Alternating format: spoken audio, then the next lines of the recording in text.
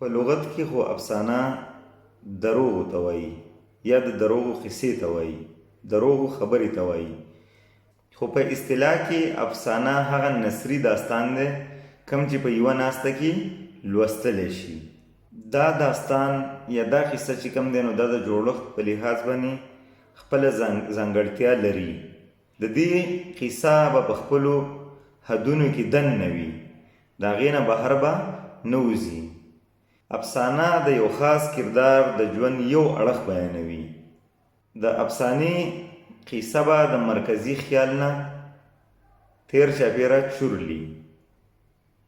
د افسانې د جوړولو دپاره چې کوم عناصر دي، کومه اجزا دي، په هغې کې یو د تیم مرکزي خیال، یعنی یو خاص خیال به وي، یو خاص تیم به وي او په هغې باندې به دا افسانه لیکلی شوي وي.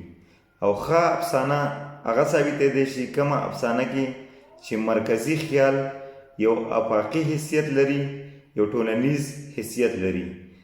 کم مرکزي خیال چې د ولس د ژوند سره تړلی وي، د ولس دلچسپي وي پکې، نو هغه افسانه به یو کامیابه افسانه وي. ورپسې په افسانه کې پلاټ دی. پلاټ په افسانه کې د ملا د هډوکي په شان حیثیت لري. دا هغه واقعیات دي کوم چې د افسانې په مخ کې تلو کې لاس ورکوي. د واقعیاتو تړون ته مونږه پلاټ ویلی شو. یا د پلاټ مثال د یو بدن د خورو ورو اجزاو دی. کله چې خواره واره اجزا را جمع کړی شي نو دغې ته مونږه یو پوره بدن بیا ویلی شو.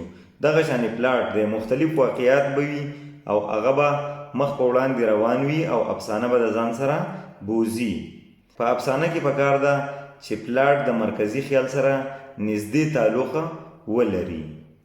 اعظم صاحب په خپل کتاب کې لیکلي دي چې پلاټ د تیم خور شوی شکل دی. یعنی دغه خواره واره واقعیات چې هغه د مرکزي خیال سره تعلق ساتي نو دا داسې دي لکه تیم چې خور شوی وي.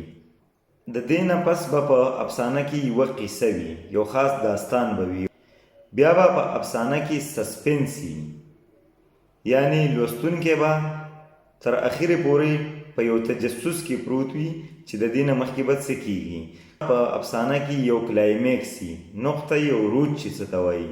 کلایمیکس د سسپنس هغه انتها ده، دغه انجام ته نږدې ځای وي. د دغې نه پس چې کوم دی نو د افسانې قصه په ختمېدو شي.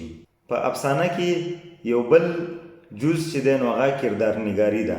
په افسانه کې به کردارونه وي، خاص کردارونه به وي او دا قصه به د هغو د ژوند سره، د هغو د کردارونو سره تړلې وي.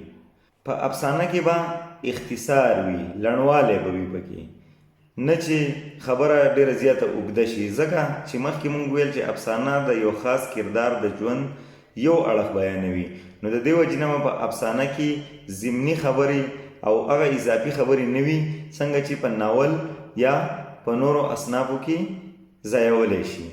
افسانه به انتهایی په لنډ شکل کې، په مختصر شکل کې لیکلی شي. په افسانه کې آغاز او انجام هم وي، یعنی شروع او ختمېدل به کې هم وي. د افسانې شروع به هم په داسې انداز باندې کیږي چې هغه د لوستونکي دلچسپي په ځان کې پیدا کړي او د هغې انجام به په داسې طریقه باندې کیږي چې د لوستونکي پوره مطمئن پاتې شي. د افسانې ژبه خوږه او سوچه پکار ده.